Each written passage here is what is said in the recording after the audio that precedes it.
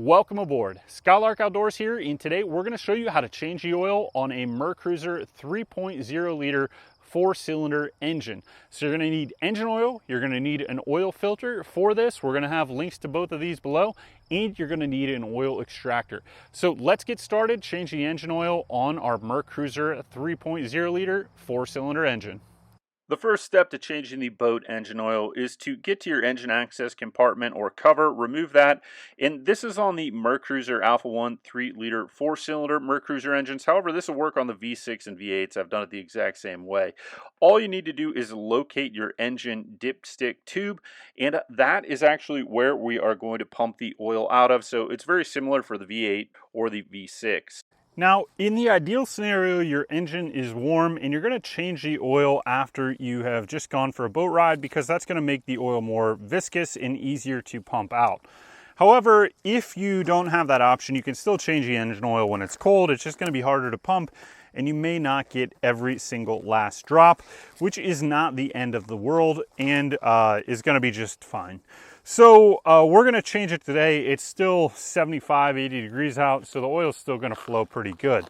Now, in order to change the oil in the Mercury 3-liter, this is the 3-liter LX, but it's going to work for most Mercury engines, is I recommend getting an oil extractor. You can get these from anywhere. This one is from West Marine, but there's all kinds of other versions. Basically, all it is a pump, and you have then this tube right here, which is going to go down the oil dipstick check spout, which is right here. So this is the oil check spout right here where I would check the oil level, and all I do is put this down, and then this is going to suck up the engine oil. So what I recommend that works well is you want to get this lower, as low as possible when you're pumping it out. It just makes it easier, kind of like a siphon effect. So once you get this in there, try and get this as low as possible. I'm going to put this on the floor and pump while I get that tube down in the oil check stick location. So we're going to do that right now. Now we're going to take the engine oil dipstick out, and then we're going to put our tube down on the 4-cylinder. It's on the left side. The V8 and V6, you may have to look around a little bit more, but you're still going to be able to fit this tube down the engine oil dipstick. So this is that pump tube, and we just thread it down the dipstick hole, and then we're going to be ready to pump once we make sure that this bottoms all the way out in that dipstick tube. So it may take a moment to get it all the way down there. Make sure you get it all the way to the bottom.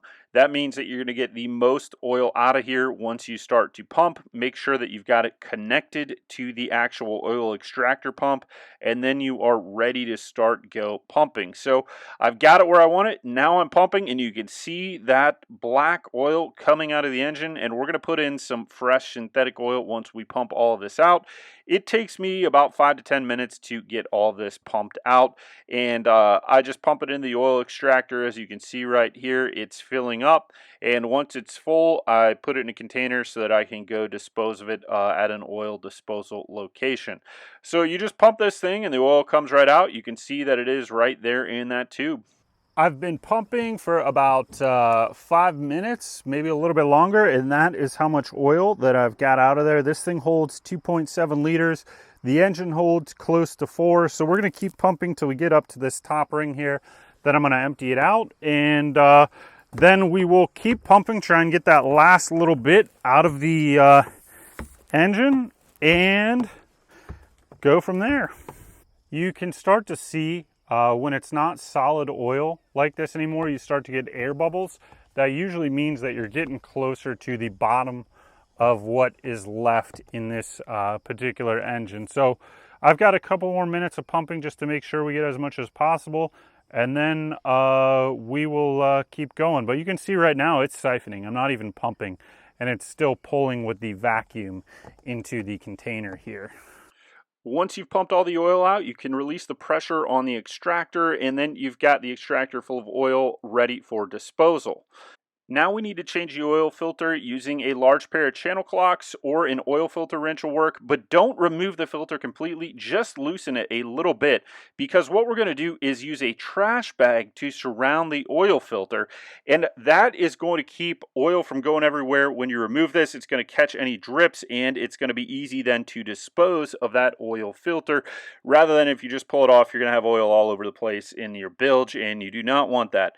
So what I recommend is kind of wrapping the oil filter in a garbage bag or putting it just below it so that when you pull it off, it drops kind of right into that trash bag, nice and clean, and then you're going to also catch that oil. It's good to have some of those pads with you that catch oil, or some rags to wipe this up right away so that you don't have a whole bunch of oil down in your bilge. So we've got a rag right there. We're able to kind of plug it up and stop it, and then keep it nice and clean. So now we're ready to put on a new oil filter. And what I like to do before I put a new oil filter on is take some of the old oil or the new oil and just lubricate the outer ring gasket seal of that oil filter so that it makes a really nice solid sealed connection before you put it on. So I just take a little bit of the oil and I rub it on that filter seal, and then I tighten it down. So I get it most of the way hand tight, and then once you've got it hand tight, you'll need to use an oil filter wrench or a large pair of channel locks, and then you're going to be able to tighten it all the way down on here. So it takes a minute, and then just get it tight with whatever tool you've got at the end once you've got it hand tight. Now we're using the channel locks to tighten down the oil filter, and you don't want it so tight that you're never going to get it off, because you will be doing another oil change eventually, hopefully on your boat. So just make sure you get it snug enough that it is in there. Don't strip out the oil filter threads or anything like that, and certainly don't tighten it so tight that you're not going to be able to get it off. Now that we've got the oil filter on and we've got the old oil out, the most important step is to refill the engine with oil. So I'm using Quicksilver 25W40 synthetic oil, which is Mercruiser OEM oil. So it's going to work for your inline 4s, V8s, V6s. Always look on your oil capper manual if you are unsure. However, 25W40 oil, that is good for the most part down to 32 degrees Fahrenheit, and I do not boat when the lakes are frozen over, so it is going to work just fine for me. But I do usually recommend synthetic oil. I think that it is a little bit more forgiving, and it has some additional detergents in there. So here it is, we're pouring that oil in here. Do recommend using a filter so that you don't get oil all over your bilge once again, and keep it nice and clean. So we've got that synthetic 25W40 Quicksilver oil going in there. If you want to know what engine oil to use for your boat, take a look at our other video that shows you how to do that. And please subscribe if you have not already. If you want to learn more about boating, look down in the description below. But if you want to support us, the best way you can do that is if you subscribe to the channel. Now we're ready to check our oil dipstick and see our oil level. Make sure that you get it in between that add and full range. Ideally, you want it pretty much right on that full range, up at the top at that line, as you could see there. So if you haven't added enough oil, add a little bit more to get to that full line. However, you don't want to overfill it, but if you overfill it a little bit, no big deal there. Just it's not going to hurt anything if you check it more than you need to make sure that you got the right oil level. You definitely don't want to be low on oil, and you don't want to overfill it. Now, once you've got the oil in there and you've started up your boat the first time, what I recommend is you wait for the engine to get hot and make sure that your oil pressure is good while you are running the boat. And then I do recommend carrying a spare quart with you the first time after you change your engine oil. And the reason that I recommend that you do that is that if it is a little bit low, you're going to be able to fill it up. And when you are changing the engine oil when the engine is cold, there's a lot of spaces where that oil can get into, and it's just maybe not quite the exact same volume as once it warms up.